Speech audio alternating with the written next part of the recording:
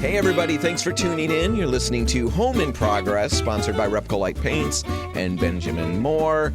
And thank you for doing that. I'm going to thank you right off the bat for listening, and thank you in advance for recommending the show to friends and family and helping me grow the audience. Remember that this is a podcast as well as an on-air show. So if people that you're talking to, look at you like you're a little crazy when you say you got to check out the show, and you tell them it's on Saturday mornings at 8, if they don't want to wake up early on a Saturday to hear it, they can always find it wherever they get their podcasts. So just go search for Home in Progress. They can find it, subscribe, and all of that. So share the show if you would. I'd really, really appreciate it. All right, coming up on the show this week, I'm going to be answering a listener question about painting some outdoor metal furniture that's starting to rust. There's a lot of practical stuff in that, so that's going to be a really good one. We'll cover a lot of ground with that. I'm also going to be talking about laundry rooms. Not so much about paint and all of that for them, not yet, but more about some things to think about that are going to help you make your laundry room work better for you and your family. If the laundry piles up, if you find you've got baskets and baskets of clothes that you think maybe came out of the dryer a while ago, but you're not sure anymore, if that's your situation, I think I can help a little bit at least. We're going to get to that. That's coming up. But first, I have embarrassed myself again. Now, if you remember last week, I told you about something embarrassing that I did in church. If you missed that, check out the podcast. You can listen to that in all its glory. But this week, I want to start with something else that I just did. And this time, there's a greater home improvement point tucked away in it. So it's not completely throwaway stuff here. Anyway, here's the deal. I got a phone call from one of my Benjamin Moore reps the other day, and I was busy. Right? I was busy doing stuff. So it went to voicemail. He left a message, and about 5 minutes later or so, I was free, and I called him back. Nothing earth-shattering here. When I called him back, of course, he ended up being busy, the whole phone tag thing, and the call went to voicemail. Still, nothing that the modern business professional can't handle, right? It's just a voicemail. It's really nothing that pretty much anybody can't handle. It's basic. Pretty much anybody can leave a voicemail. I can't. I completely messed it up. I left the longest, absolutely dumbest message I think I've ever left with anybody. And here's why. The message picked up and said, hey, I can't come to the phone. Leave a message and I'll call you right back. And then dead silence. Okay, dead silence. I'm sitting there waiting for a beep. There's always a beep, right? And I waited for an insane amount of time, and then it hit me. Maybe there's no beep. So I started talking, to leave my message. And that's when the beep came in. And then from there, utter train wreck. I completely, 100% lost my train of thought, and I rambled for over 2 minutes. Just nonsense. It was so bad, I reached out and asked for the audio back so that I could share it. Here is just a sample, a greatest hits collection of my one single message. Just enjoy this for a second. Hey, John, this is Dan. Just calling you back. You called a little bit ago. I was busy. I couldn't get your phone or couldn't get to the call. If you want to call me back, I've got some meetings that I'm going to be in. Well, this sounds like I don't want to talk to you. I do want to talk to you. It'll be good to talk to you. My number is 616. You know that because you already called me. Anyway, hope you're well. Hope everything is better than, well, it's not better. It's fine. Everything's fine. Oh my gosh, John. I just wish there was a delete button for messages because this one's really bad. I'm stuck. I can't get out of it. John, delete this message, please. And don't play it for other people. I am so sorry for eating up so much time. I'll talk to you later. The reason it didn't go well, the reason I really struggled with this message, I hope the beep doesn't come and cut me off before I get done. The reason it went so bad is because your beep has a big, long delay. Anyway, I just had to share that because I thought it was hilarious after the fact and after a while, but also because that moment, when I thought I'd missed the beep, started talking, and then the beep came and completely threw me off. That moment is every single home project ever, for the most part. Because projects rarely go the way we think they're gonna. We watch the tutorials on YouTube. We see all the clean cuts, and I'm not talking about cuts in the wood. I'm talking cuts in video.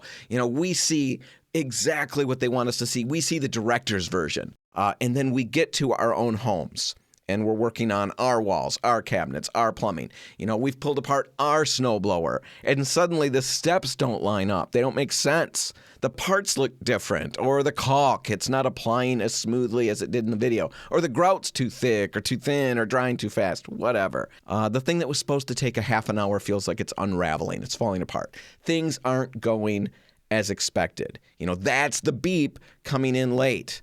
But the surprise of that late beep is only half the problem. The other half is often what we end up doing next. It's my message. It's the message I left because the beep threw me off my game. When this happens in a home project, what do? Do we spiral? Do we rush? Do we start making emotional decisions? A lot of the times, pretty much, yeah, that's exactly what happens. We panic, get thrown off our plan.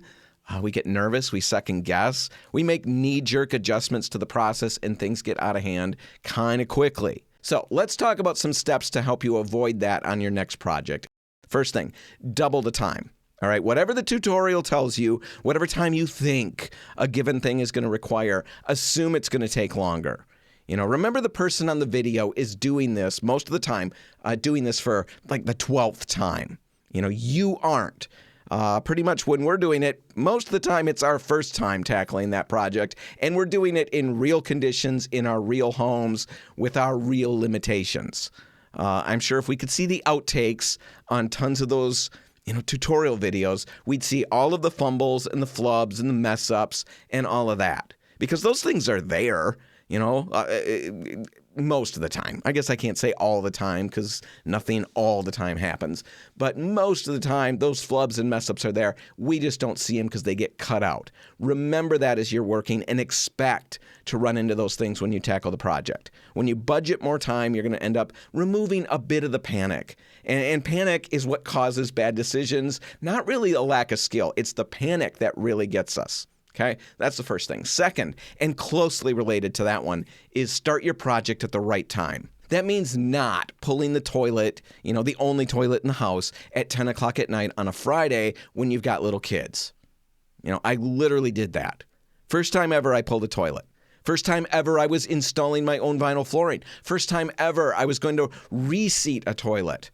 I did all of that at 10 o'clock, started it at 10 o'clock on a Friday night because in all my brilliance, I thought that would give me a full Saturday to just kick back and relax. Don't do that. It was an utter train wreck. And I won't say more about it other than this. The toilet came out so easily that I was amazed. I felt like a home improvement god, little g, at that point. And then the kids, literally right at that moment, started dancing in the hallway. And I realized I'd never asked any of them if they had used the bathroom before I removed the only legit opportunity for using the bathroom, in the whole house. Let's just say we ended up getting all new Tupperware containers after that event.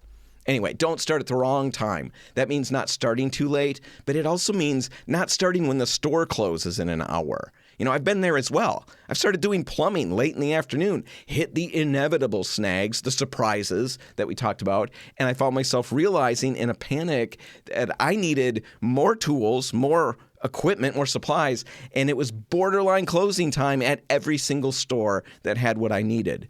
I had to make a mad, stressful dash, and it's just not worth it. Don't do that. Start at the right time, when you've got the day in front of you, when the stores are open if you need them. And also, don't start when you're overwhelmed, already frustrated or grumpy. Sometimes we get a little grumpy. I get grumpy, you get grumpy. Don't start a project when you're grumpy. Things don't end well. If you can help it. Not always are we going to be able to start a project. I'm not Pollyanna. I don't live in a lollipop world. I get it. We have to start projects when we're grumpy sometimes. But if you can help it, try to avoid that. None of that lends itself to great results. All right, third thing, get the tools that you need ahead of time. If a tool shows up in half the tutorials that you watch, get it. That extra scraper, the extra roller covers, the right roller nap, the better brush, whatever it is, the drill bit that you might need. If you have to stop mid-project because you're missing something, that doesn't just cost time, it costs momentum. And momentum, that's emotional, what? That's emotional fuel, right? It's what keeps us moving. The fewer interruptions that we have, the steadier we stay. However, with that said, fourth point, assume you're going back to the store anyway. All right, just accept it. You're going to forget something, or something's not going to work the way you thought it was going to, or you're going to run short on something else. Plan on going back, or better yet, have someone on hand who's expecting to be the runner so you can keep working. And this person should be, if you've got a person in your home that you guys don't work well together, you kind of, maybe you get on each other's nerves when you're working. Maybe this person isn't as handy as you wish they were, but you don't want to tell them that. Make them the runner. They can run to whatever store you need. They can get lunch. They can get you, whatever you need. And they're still helping. They're being very helpful. And you can keep working. Just whatever you need to do. Plan on having to make another trip and don't let that catch you off guard. All right. So get somebody to do that. Plan on doing it yourself if you have to. Just plan on it. Because when it catches you off guard and you realize, wow, I really need XYZ in order to do this the right way, the normal reaction at that point, since we're working, is to power through. Right? We try to make the project work with the tools that we have rather than the tools that we need. We don't run out for new roller covers or the right brush or the tape or maybe, my specific situation once, the basin wrench when we're pulling a sink. We try to make do with what we have, and usually that adds tons of time and produces really sketchy results. So plan on the extra trip and it won't catch you off guard. The next thing, know when to hang up, right? In my voicemail disaster, the smartest move would have been to stop talking. In some projects, it's exactly the same thing. Decide ahead of time. If I've tried to fix this twice, 3 times, and it's only getting worse, it's time to stop. If I'm so frustrated that I'm starting to rush, I'm going to stop. If I've been at this longer than I planned and I'm tired, I'm going to stop. Make that decision ahead of time. Most real project disasters don't honestly happen because someone didn't know what they were doing. They happen, well, that happens too. But a lot of the times, the ones that are the most frustrating because they were so avoidable, those happen because someone kept going after they should have paused. I know that's not always possible to pause. A plumbing issue usually has to be seen to conclusion. You can't leave water leaking and just take a break. But with so many projects, paint projects, let's say, I've talked to people who've worked way into the night, way past the point when they were making good decisions anymore, all in the hopes of getting things the way they wanted them. And then they wake up and they assess what they did and they realize that if they just stopped earlier, the fix would have been easier. Know when to stop and give yourself permission to call it for the night and come back tomorrow. May not look as bad in the morning, and even if it does, you're fresh, right? You're better equipped to deal with it. Finally, this might be the most important one. Expect things to look worse before they look better. Don't let that trip you up and cause a chaos spiral. First coats, they can cover unevenly a lot of the times. It can look bad when you get that first coat on. Don't panic at that point. Patch jobs, they look obvious before you've sanded and primed them and painted them. New paint colors can look shocking until the whole room is finished. There's an ugly middle in pretty much almost every project. If you're judging the outcome at the halfway point, a lot of the times people panic and then they make worse decisions. Don't do that. If you trust the process and let it move through its stages, you stay steady and you usually end up with better results. Just remember, projects rarely go exactly as planned. That beep is going to come late sometimes. But if you're planning on the surprises, planning on a late beep, you're not going to end up in a spiral. All right, metal furniture. I've got a listener out there who's got some metal furniture. It's rusting. What does she need to do to get it ready for glorious weather that's hopefully... It's not just around the corner, but hopefully it's lurking around the corner. How do you get those pieces ready for the great spring and summer that are coming? We'll talk about that in just a minute. Home in Progress is brought to you by RepcoLite Paints and Benjamin Moore. People often think of paint as just another line item on the project supply list. But here's the thing. Everything you do, every hour of prep, every stroke of the brush, all comes down to the quality of the paint. The paint is the project. Make sure it's the best.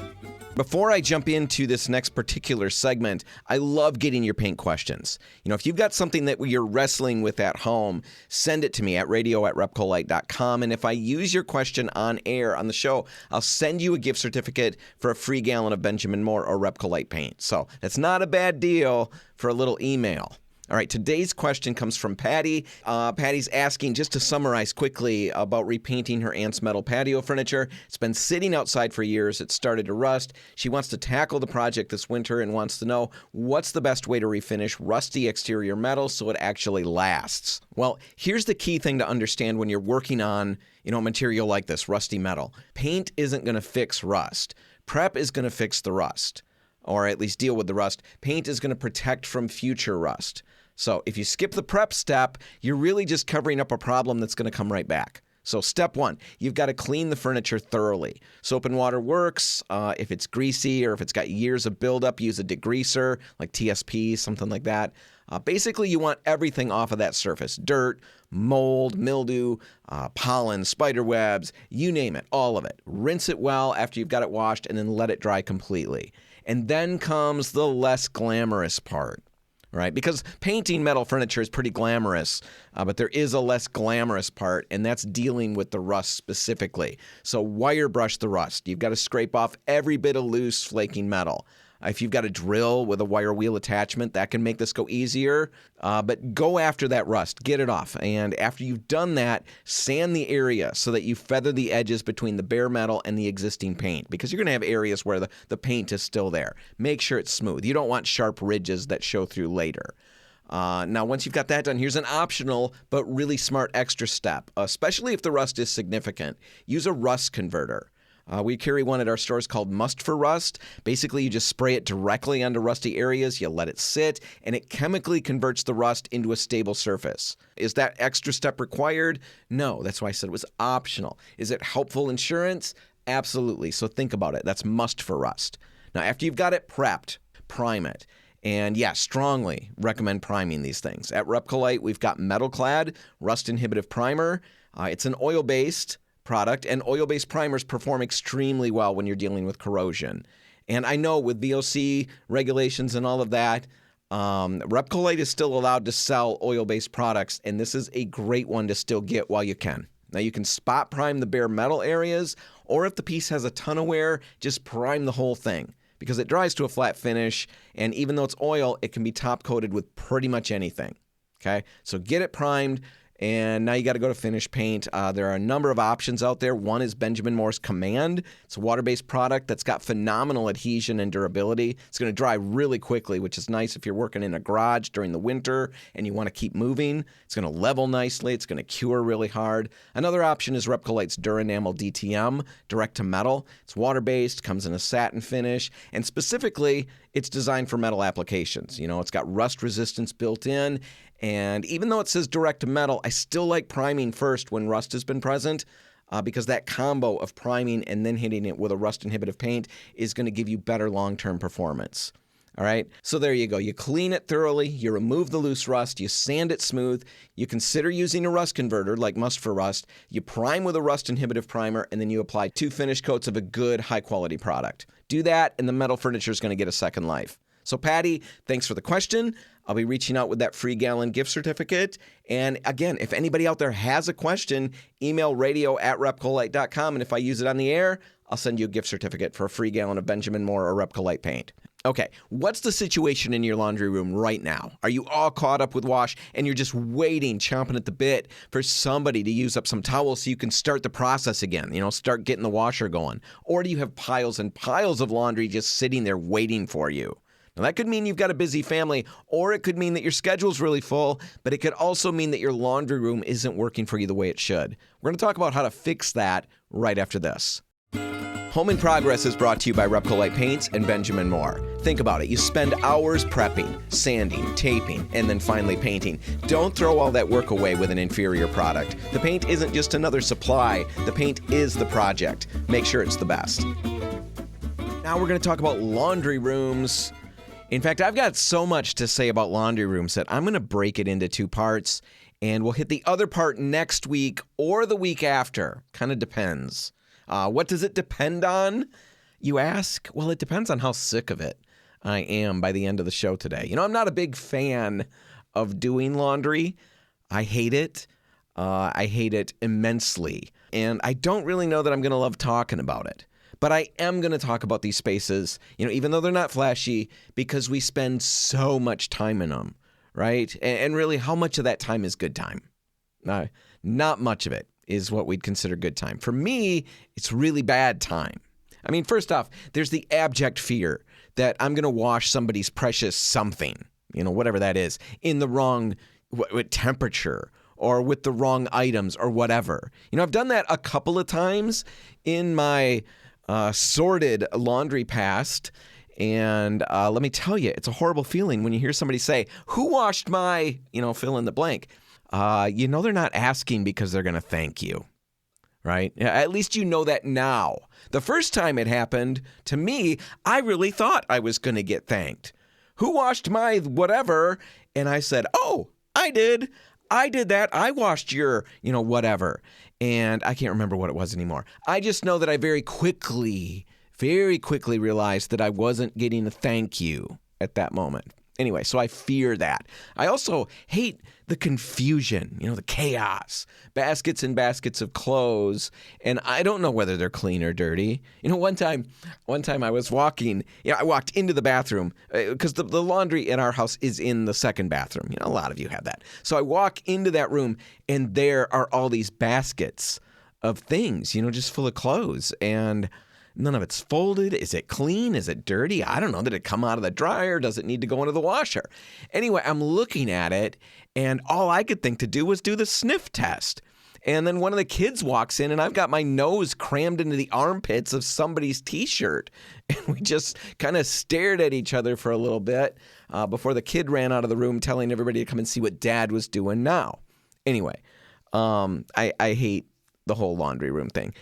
For all of those reasons, but also for the sake of this intro, I hate the laundry because my son is an electrician. And perhaps that doesn't make any sense to you at all.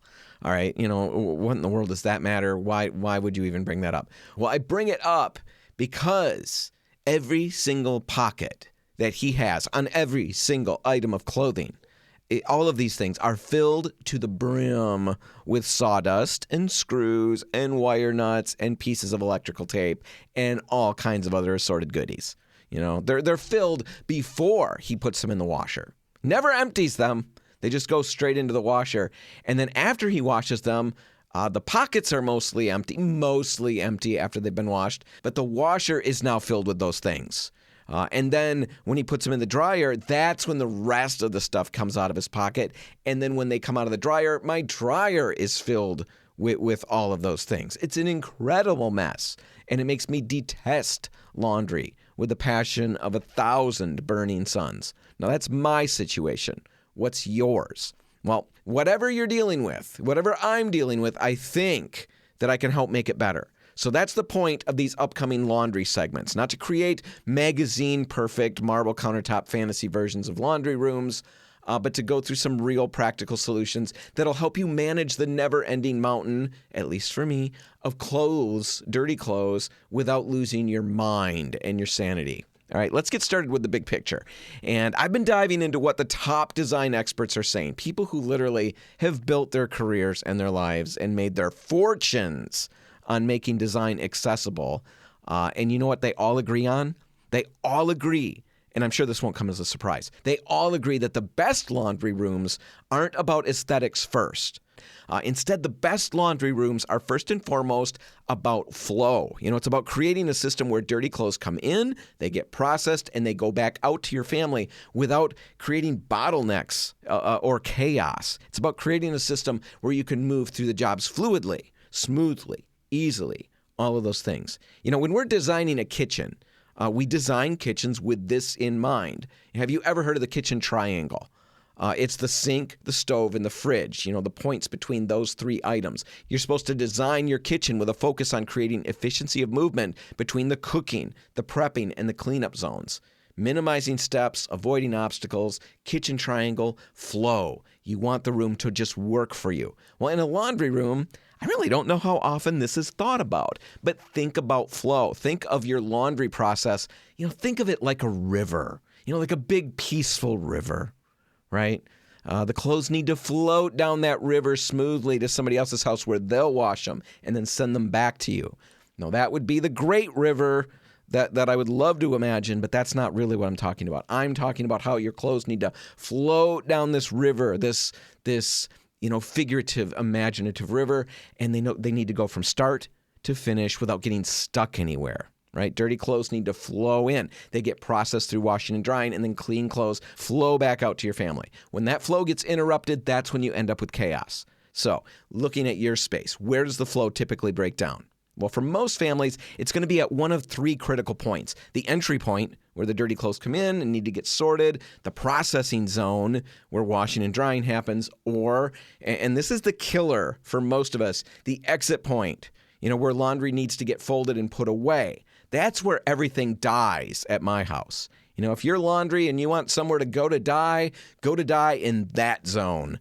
Because that's where all the other clothes, that's where all your friends are laying there dying. Are you clean? Yeah, I'm clean, but nobody will put me away. I'm just going to lay here and die. That's what it's like at my house. What's your situation look like? Well, you diagnose that and think about it. We're going to take a break, but then when we come back, we're going to start the process. We're just going to look at the beginning point, and we're going to start sorting out what you need to do to make sure that first entry point isn't the place where things get slowed down. If you're struggling there, we're going to get you some fixes, and we're going to do that right after this. You're listening to Home in Progress, where the projects are real, the mistakes, they're educational, sometimes painful, mostly educational, and the only thing more stubborn than that old wallpaper on your bathroom wall is your determination to get it fixed. Proudly sponsored by RepcoLite Paints and Benjamin Moore. Paint with a purpose, people who care, and everything you need to get the job done right. And we're taking a deep dive into laundry rooms, because what's more fun than that on a Saturday morning, right? Deep dive into laundry rooms. And maybe your laundry room is perfect. I didn't even think about that, but maybe that's the case. Maybe yours is literally perfect and your laundry process is flawless. And nobody ever wonders at your home where their underpants went. Or that one sock. I had one kid this week saying, "Where's my sock with the blue stripe?" Good grief. You're just lucky there's two socks wadded up together. I don't care if they match. At least you have two socks to wear. Now you want a specific sock? I don't know what you're thinking. That doesn't happen in this house. You're just lucky to have two. Maybe for you, there's never a laundry basket sitting in the room that has a confusing collection of clothes in it. Are they clean? Are they dirty? Who knows? Do I just have to run them through the dryer to get them unwrinkled? Or will that be baking in some kind of stink, so that it's permanently, imbued in the clothing because they were never washed in the first place? Maybe that's not you. Maybe you have no laundry dilemmas at all. But if you do, we're trying to help. And the key that we discovered in the last segment, the key to a successful laundry room and process is making sure that the room flows, that it's efficient, and that your process works, that it's working for you. Now, we're starting at the entry point. We're helping break this all down so you can make good decisions and maybe make some changes if you need them. So I'm starting with the entry point, and this point is all about making it effortless for dirty clothes to enter the system already organized. That's the ideal. That's what we're shooting for here. Now, most people have one giant hamper somewhere, or a number of giant hampers, but they all contain the same thing. Basically, it's everything, and then on laundry day, you get those and you dump it all out and you start sorting it into piles on the floor. The lights, the darks, the whatevers. You're doing all of this sorting. And right there, you've created a dam, in the river. We talked about the laundry process should be like a river. You just created something that stops everything. It slows you down. It stops the flow. You're spending energy on a task that could have been happening automatically all week long, and it could have been accomplished by multiple people. Here's something that professional organizers say works better, way better than that one big hamper, containing everything. Use pre-sorted hampers or bins where the sorting process happens as clothes go into them. Okay? Not rocket science here. None of this is. And it's all about implementing. We've heard these things before. It's time to stop just hearing them. It's to implement, make that change, and then you'll start to see, good results coming. So basically what I'm getting at is you've got multiple hampers that allow the clothing to be sorted by lights, darks, delicates, whatever you decide you need to do for your situation. So basically 3 hampers where family members toss their dirty clothes in based on color. When the hamper with the light clothing is full, you've got a complete load ready to go and it's already sorted. The flow is continuing smoothly at that point. There's no bottleneck. Now, would that work, that kind of a system, would that work for your family? Don't just read about it on blogs or hear about it here. I mean, you guys are intelligent. I don't have to say that. But I am also, I'd like to think of myself as somewhat intelligent. I have run into lots of things on blogs and stuff that people, experts, say work. This works. Employ this in your home. And so I do without really thinking about whether that's reality for my home. And then I find out that it doesn't work. And then I discard the whole process. Think about this. Is this something that would legitimately work for your family? Would everybody be diligent? Could they be made to be diligent? Through extreme measures. Or I'm not advocating for extreme measures. I'm saying stern speaking. Can stern speaking make all the folks in your home be diligent to this process? These are really profound questions to ask yourself. When I tried this with my family, I discovered that the answer is no. People could not be made to be diligent. Just didn't work. Here's another thing I learned. Don't get too outspoken and naggy about them not being diligent. Because when I did, it only took one kid, literally 3 minutes, to find all my white underpants in the hamper for dark clothing. So even I wasn't diligent. It wasn't a system that worked for us. Now, option 2, another system. I like this one a lot better. It's sorting by person, and this has really worked well in my home. Each kid, each family member gets their own hamper, and when their hamper is full, that's their load of laundry. It's all on you, bucko. In this case, you're not pre-sorting by color. I get that. It's just everything that person wore. And for the purists out there, the laundry purists, that may sound horrific and may make you get all stressed out because you like order and all of that, and you would never wash all your clothes together. Well, let me tell you, I get it. I used to like order too. But honestly, I like the fact that the kids are doing their own laundry way better than I care about order. And getting them to wash a hamper of clothes that they exclusively wear has turned out to be way easier for me than getting them to grab a hamper of generic lights or darks or whatever and wash that. And besides, for everyday clothes, washing with cold water, we haven't seen a problem with color bleed or anything like that. It's really worked for us for this first part of the process. And honestly, for a couple of the kids, this has worked through the whole process. It's really simplified the laundry for us. Just having them take their own things from start to finish has minimized the overflow severely. So that's my favorite sorting option, but there definitely are still others out there. Another one, I won't talk about it long, is to sort by fabric type or usage. One bin for towels and one bin for sheets, one bin for regular clothes, one for workout gear or, really dirty play clothes. The key to all of this, all of these systems is this: pick one approach that fits your family and make it so obvious that nobody has to think about it.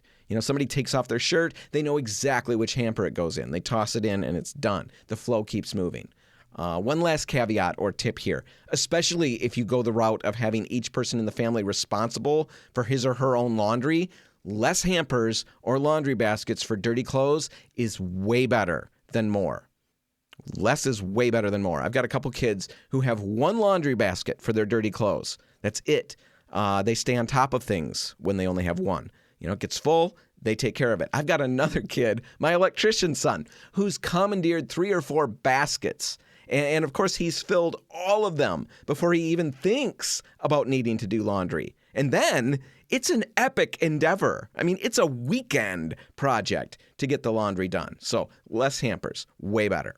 All right, figure out your sorting method and what's going to work for you. Now you need to figure out where those hampers go. Now, if you're sorting by laundry type, lights, darks, delicates, those hampers, of course, need to live in or really near the laundry room, right at the point of entry for your system. Line them up along a wall, tuck them under a counter. I've got a little closet that they all sit in.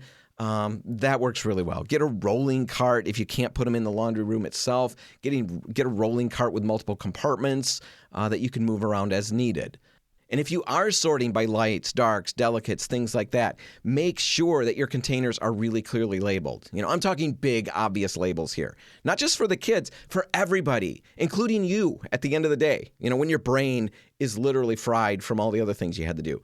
Picture labels work great. If you've got young kids, color coding can work. Whatever, you do you. Just figure out what you need to do to make sure that everybody understands what each basket is supposed to hold. Don't just assume that people are going to know that.